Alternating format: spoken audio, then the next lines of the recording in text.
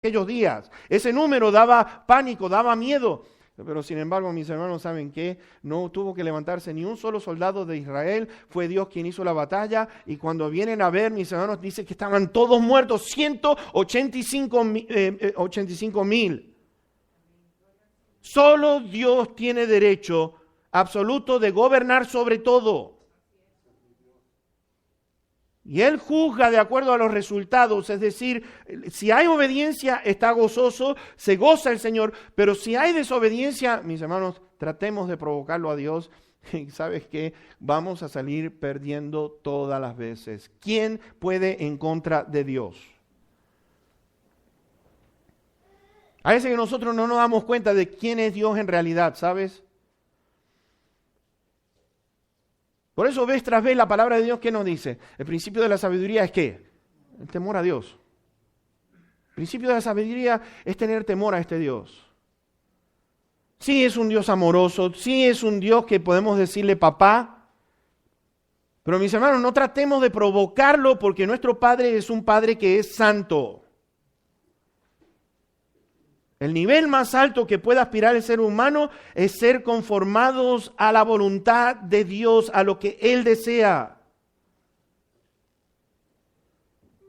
Veamos nuevamente el verso 2 de Nahum 1.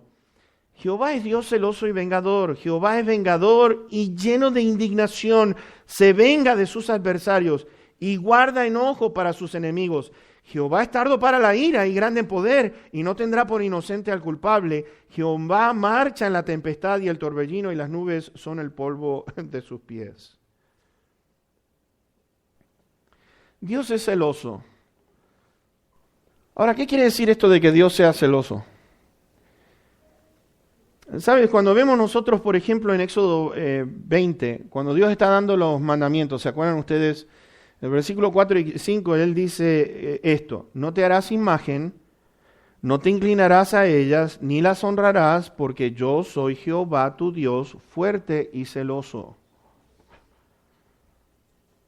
No te vas a inclinar a ninguna imagen, no vas a adorar a nada que no sea yo. Todo lo que esté enfrente de mí o que me saquen de mi lugar. Mis hermanos, ¿saben qué? Dios está diciendo, no te vas a inclinar a nada que no sea yo.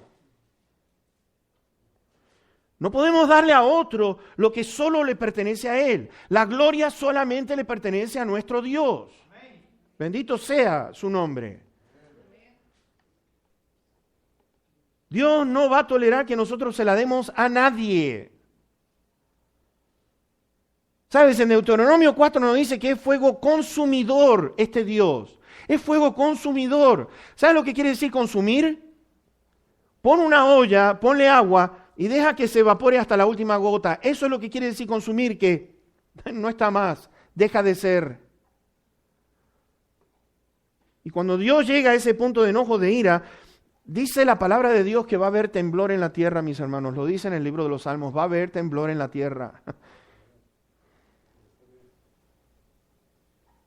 Y se va a saber que existe un Dios. ¿Sabes? Me causa gracia, no, Dios no existe. Dice el necio en su corazón en el libro de los Salmos que no, Dios no existe, Dios no es. Ok. Interesante notar que Judas, el medio hermano de Jesús, dijo en su carta esto: vino el Señor con sus santas decenas de millares para hacer juicio contra todos los impíos que han hecho impíamente y que han hablado contra Él. ¿Hablar en contra de Dios? Está bien. Traten. Pero ¿sabes qué? El ejército, el imperio romano, con toda su arrogancia, después de 600, 700, 800 años de estar allí, pero cayó. El imperio de Grecia cayó. Allí en Rusia el comunismo, no existe Dios, cayó. Y se dan cuenta, todos estos reinos, todos estos gobernantes siguen cayendo, pero ¿quién permanece? La palabra de Dios sigue permaneciendo. La palabra de Dios va a permanecer. La tierra dice los cielos y la tierra van a pasar, pero la palabra de Dios no va a pasar.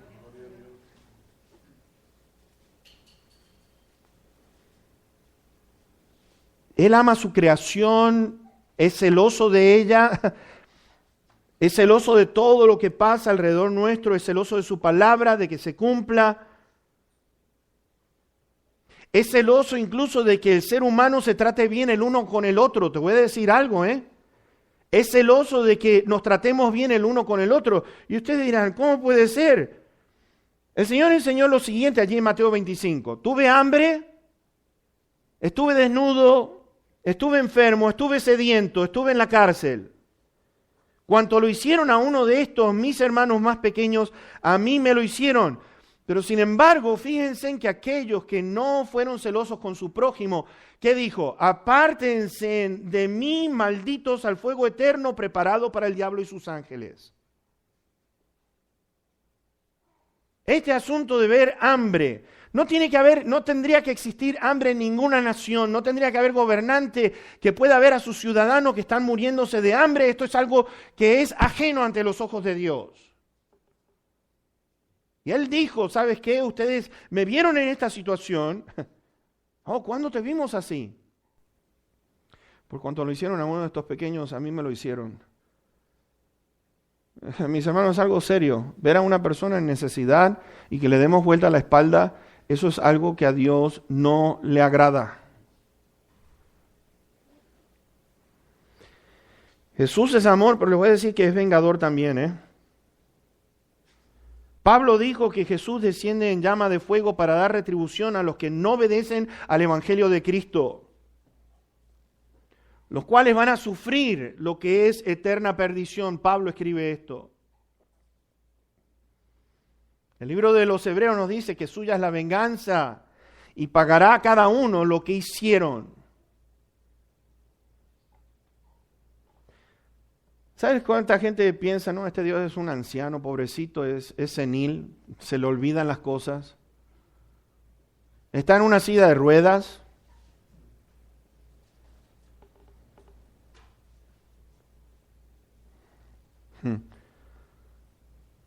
Aquí, en Nahum, lo que está el ser humano con su pensamiento, aquellos que se jactan diciendo, si Dios es tan poderoso, ¿por qué no hace algo? ¿De verdad?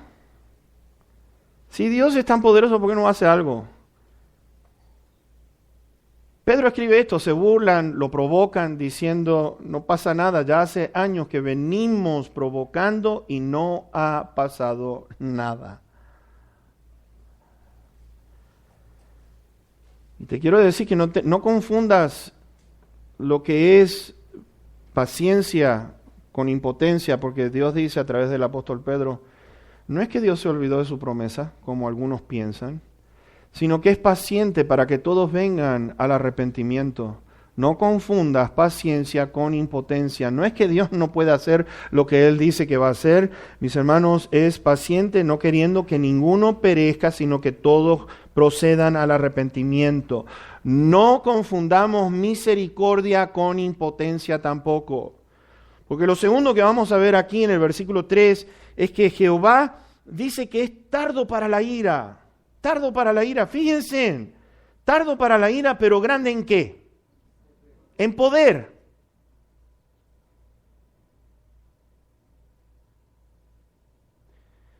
¿Sabes? Una de las cosas que yo he notado en 25 años es cuando alguna persona es reprendida o se le quiere disciplinar, lo primero que hace es se pone duro, cuello duro, y de repente dice el Señor que todos aquellos que reaccionen de esa manera, dice que van a ser quebrantados. Van a ser quebrantados.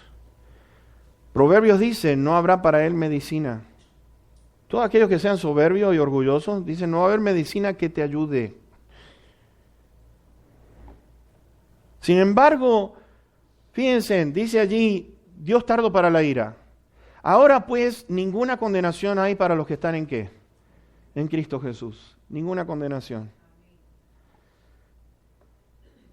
Condenación quiere decir que van a pasar por juicio, ¿no es cierto? Y vemos entonces de que Jesús sufre la ira de Dios en la cruz del Calvario, sufre la ira de Dios. Si es posible, pasa de mí esta copa, pero no se haga mi voluntad, sino la tuya. Mis hermanos, gotas de sudor, de sangre corrían por su frente. ¿Sabes qué quiere decir eso? Agonía por lo que iba a pasar, que la ira del Padre iba a ser derramada sobre él. Isaías nos dice que fue quebrantado, Isaías nos dice que fue molido, Isaías nos dice que angustiado, afligido, padeció, llevando el pecado de muchos. ¿Para qué? Para que Dios quede satisfecho, y dice que justificara a muchos. Dios mío, qué grande es que es su amor, tardo para la ira, que no nos da de acuerdo a lo que nosotros hemos hecho. Y Él castiga sin excepción en el momento que tenga que ser, lo va a hacer, mis hermanos. ¿Por qué queremos provocar a este Dios tan bueno? ¿Por qué reaccionamos tan mal? El mismo universo, dice las estrellas, el cielo cuenta la gloria de Dios. Los cielos están contando la gloria de Dios. El firmamento, la obra de sus manos. El cielo está declarando la majestad y el poder grandioso de este Rey, mis hermanos. ¿Qué es el ser humano para provocar a este Dios que sustenta todo lo que hay creado con el poder de su palabra? Por eso dice allí que Él marcha en la tempestad y el torbellino. Empezamos a ver, mis hermanos, Apocalipsis 6 al 19. Vemos un despliegue del juicio de Dios, la ira de Dios siendo derramada sobre esta tierra. Dios mío, qué cosa horrible, donde nos dice a nosotros terremotos, granizos, caída de cometas o meteoros, el colapso del cielo, dice que las estrellas caían.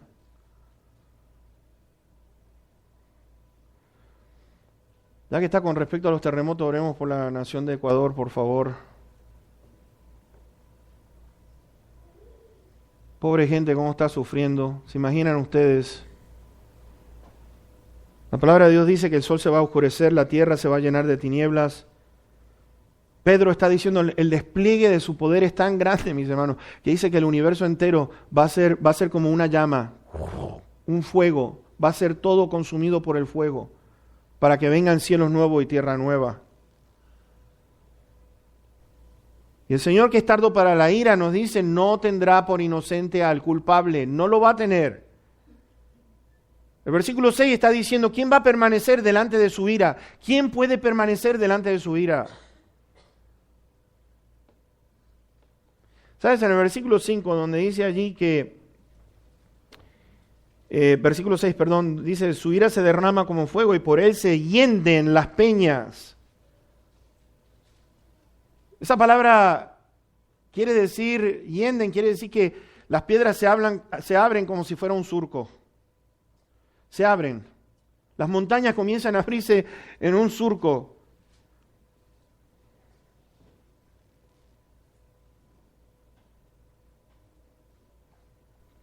Yo quiero terminar con esto, con el versículo 7, porque me maravilla que este Dios tan grande, tan maravilloso, dice, Jehová es bueno. Jehová es bueno. Jehová es bueno, y no solamente eso, fortaleza en el día de angustia. Fortaleza en el día de la angustia. Wow. Un Dios de tanto poder está extendiendo todo a nuestro favor. ¿Se han dado cuenta de eso? El poder tan grande que tiene Dios, y Dios está diciendo, todos aquellos que estén pasando por angustia, yo voy a ser tu fortaleza. Yo voy a ser tu fortaleza. Porque Dios es bueno y su misericordia es para siempre. Porque Dios es algo maravilloso, que por problemas que esté causando el enemigo, este Dios es bueno. El enemigo está, desesperado para hacerte la vida imposible. El enemigo está con el deseo de robar, hurtar y destruir tu vida. El enemigo no se contenta con que estés pasando por un momento de dolor. Él quiere afligirte de tal manera hasta destruirte. Y necesitamos saber, mis hermanos, que este Dios es justo, que es bueno, de que los cielos están declarando su justicia. Qué lindo y maravilloso de entender. Dios, por lo tanto, nos está invocando a nosotros. Invóquenme, dice el libro de los Salmos. Invóquenme en el día de angustia. Te libraré y tú me honrarás. Sacrifica a Dios alabanza, dice el libro de los Salmos. Sacrifica a Dios alabanza. Ahora, algunos les quiero dar un poquitito de detalle lo que quiere decir sacrificio, porque algunos están pensando que se tienen que pegar, qué sé yo, con un martillo en el dedo, ¡ay!